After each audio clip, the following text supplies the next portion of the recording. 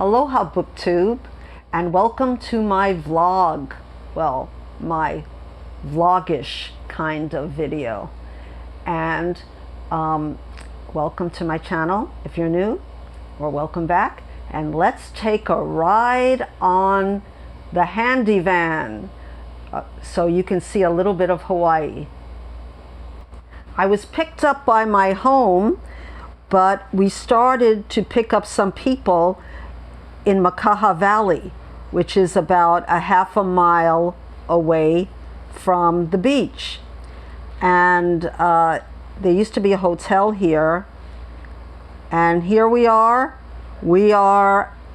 near the beach, and we have to take a turn now, and now we're in a beach park in Maili. We say Maili, but this is how close the road is from the beach, and I think it's really pretty. I think we might have had some rain that day. And we continue on, and this is Maili Beach Park. As you can see, I'm not a great photographer. I kept on getting the part of the window in the way. But we're finally at the beach, and we see the beautiful trees. And we're on our way to Honolulu. I live at the end of the road in Makaha, so we have to go down the Waianae Coast. This is what this is called, the Waianae Coast. And this is a pretty little condo that was once in a TV show about, and it was called Paradise something. I forgot, it was only on for a season. If I remember, I'll put it in the comments. And here's some of the fancy homes by the beach. And we had some, Richard Chamberlain used to live in one of these homes back in the 70s when I moved here. But now we have we had a sumo wrestler from Hawaii, Konishiki, live here, or else it's the other guy. There's two sumo wrestlers that are famous, and one is from the other side of the island, and one is from this side of the island, but I sometimes get them mixed up. So here we are. It's pretty, the waves aren't too, they're pretty calm, and there's a lot of little places where you can go swimming. But if you ever visit Hawaii, don't just stop at a beach and go in the water, because it can be very dangerous. First find out where you're going and where it's safe to swim. So we're down the road. We're not even at the first town yet. The first town, well, we have three towns. The Makaha, and then we have Maili, or Maili as we call it. And then we have, well, first Waianae town, which is the main town, then Maili, and then Nanakuli. Nanakuli used to mean, in Hawaiian, means deaf ear, or as we say, which means that when the people would travel all the way out here, people would pretend not to hear them. So they called it Nanakuli, the deaf ear people. I don't know, it's kind of weird. And now we're at the end, going toward the first town, which is pretty far away from, I'm not sure how much I tried to video this, so I can't tell where we are. It says we're still in a beach park, Uleava Beach Park, which is pretty close to, it's still in Nanakuli. And there's some bus stops on the way, and that was a beach park bathroom. And we still go down the road. I'm not sure how far I filmed, and that's it.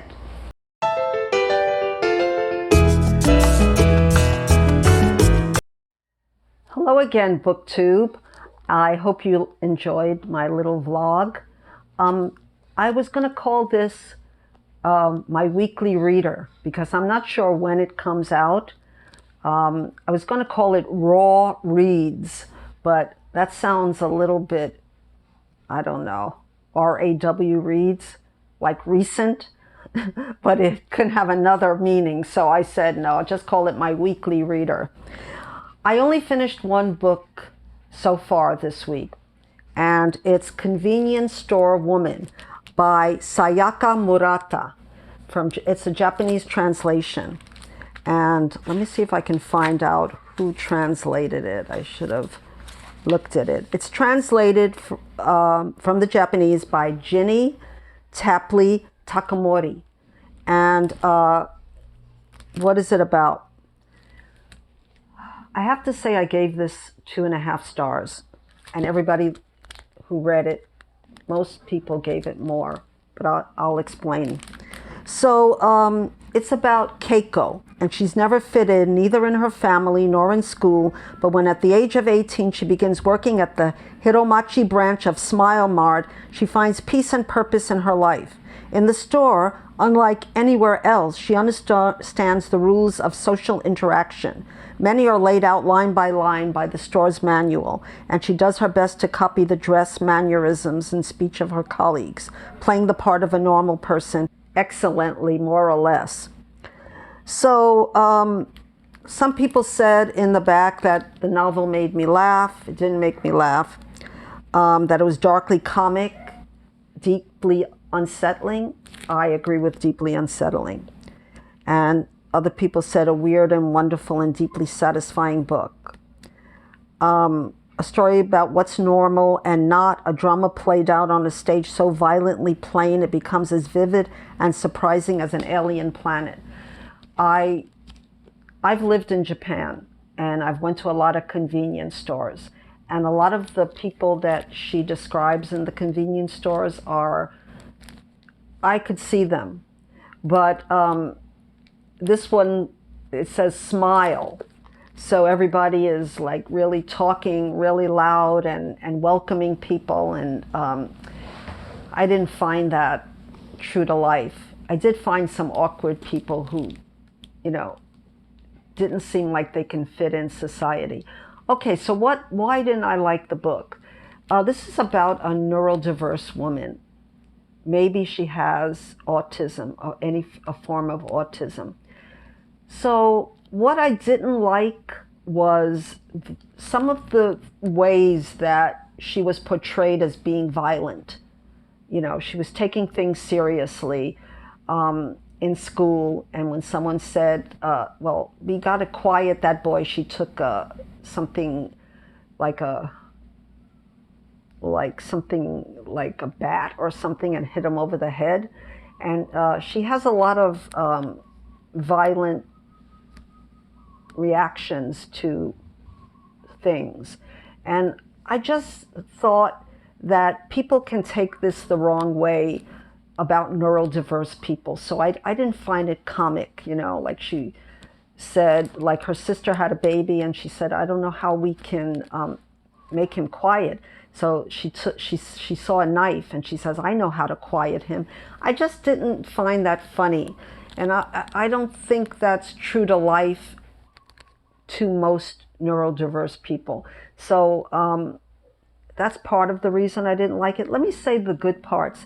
It has a good narrative arc, beginning, middle, and end. The pacing is good. There's a lot of people that are true to life in this story, from what I've gathered, the people that she worked with. There's a love interest, and I won't go into how that comes about, but it did remind me a little of like a robot, and like she wasn't a real person, and I didn't like that part. And maybe this is, I wouldn't call it magical realism as much as maybe a type of writing that I find very familiar in Japanese writing, which is like, it reminded me of a video game, if that makes any sense. Anyway, those are the reasons I didn't like Convenience Store Woman.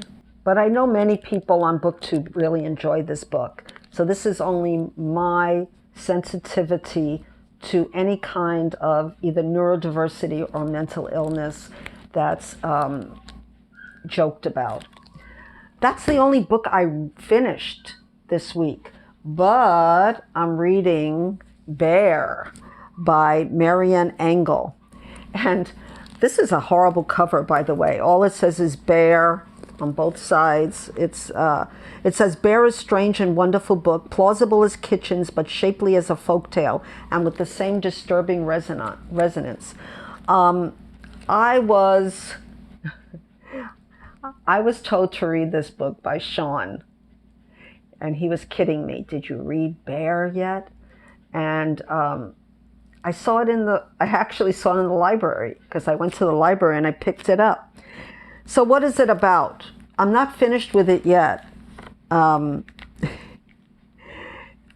It says, fascinating and profound. This novel speaks of a woman's strange, some would say bizarre, and moving journey toward inner freedom and strength, and ultimately toward a sense of communion with all living creatures.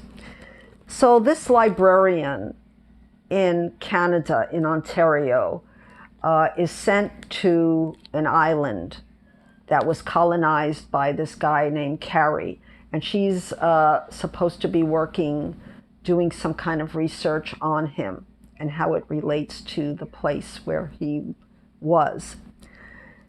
And no one told her there was a bear there, and she was to take care of the bear.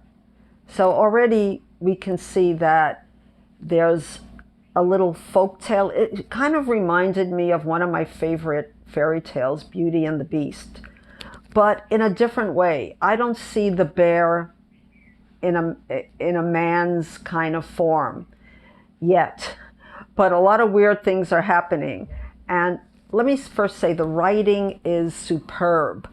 It's poetic.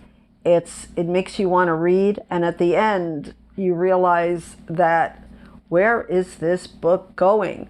So I woke up this morning and I said to my partner, and I've been telling him about every chapter in Bear, and I said, I only read one chapter last night, so I can't tell you too much. I couldn't bear to read anymore. I cracked myself up. But I didn't mean that in a bad way. I just mean this is a very short book. It's only a little over 140 pages. And I want to take my time with it, because there's a meaning to this book. And I'm going to find out what the meaning is. But yes, I'm going to read it, and I'm enjoying it so far. It's a little disturbing, but I'm enjoying it. Okay, so what else am I reading? When I was very young, I stayed in the library at 914.04558, which is travel to Europe. And I realized when I got this book out of the library, which is not a new Arthur Frommer's Europe, it's 2015, but it reminded me how much nonfiction, especially travel, meant to me as a young woman. And I would pore over every single restaurant and every single hotel that was described to me. And I got a lot of pleasure out of armchair travel. And I have to say, I'm getting a lot of pleasure I started just by France, because hopefully I'll be going to France soon with my daughter. And I don't read the book from front to back, and I just pick out places and get absorbed in it. But I used to read all of the Frommer's, Fodor's, the Shoestring, the Lonely Planets, you name it, I've read it all. So what else am I reading? Do you believe in Kismet? Well, I said in my last video that I was bringing back A Month in the Country by J.L. Carr. And I have to say that I forgot to bring it back. And I think there was a reason for that I forgot to bring it back. He says in the preface that he started to write a light-hearted book and then it became darker. But I want to read you the first little paragraph because it made me realize that this might be a favorite read of the year. So this is how it starts. When the train stopped, I stumbled out, nudging and kicking the kit bag before me. Back down the platform, someone was calling despairingly, "Ox Godby, Ox Godby." No one offered a hand, so I climbed back into the compartment, stumbling over ankles and feet to get at the fish bass on the rack, and my folding camp bed under the seat. If this was a fair sample of Northerners, then this was enemy country, so I wasn't too careful where I put my boots. I heard one chap draw in his breath and another grunt. Neither spoke. So, as I said, isn't that wonderful? The writing is superb. So, it's a charged poetic novel, like I said in my last video. And this guy, Tom Birkin, is a veteran of World War I, a broken marriage, and he arrives in the remote Yorkshire village of Oxgodley B to restore a recent discovered medieval mural in the local church. And he starts going over his life. And it reminded me a little bit of Remains of the Day, which I just read with Nikki of Red Dot Reads. And it's a small book, and I think I'm going to enjoy this very much. I have visited Yorkshire, and it is a very, very interesting place. Not only that, my eldest daughter, not the one I live with, she actually worked there for a year after high school, working what they call there is an old people's home, and she told me a lot of funny stories. Anyway, what else am I reading? Well, as I was getting out my suitcases, and there were books in it, of course there were, I came across the Blue Zones book that I received from my physical therapist. And it says, a must read if you want to stay younger. Well, I don't like Mehmet Oz too much, Dr. Oz, but that's what he said. And it's written by Dan Buettner, and I do like him. And it says, lessons for living longer from the people who've lived the longest. And I really find it almost like reading a travel novel, because we go to different travel nonfiction book, because we're going to travel to different places and see how they live and what makes them live longer. I think it's more than just, a book about health. I think it's about places and people, and that excites me. So I took that out of the suitcase. And the last book is Georgette Heyer, who I've never read before, and this was written in the 1941, but I think it was brought back to in a new format. And it says, "'Tis the season to be dead." Now, I think she writes romantic novels as well as mystery novels. So a holiday party takes on a sinister aspect when the colorful assortment of guests discovers there's a killer in their midst. And that's all I'm going to say about it. But someone said in the Daily Mail, the wittiest of detective story writers. And the name of the book, which I didn't say, is Envious Casca. I didn't say that. And it's a beautiful cover. So I hope to enjoy my first Georgette Heyer book. So that's all I'm reading as of now. Hopefully by next week I'll have something to say about Bear, because I'm really enjoying it. I hope you like my headband. I bought it in a store for princesses, and I always wanted to be a princess when I was young. So it's never too late. Please subscribe to my channel if you're so inclined. I hope you do.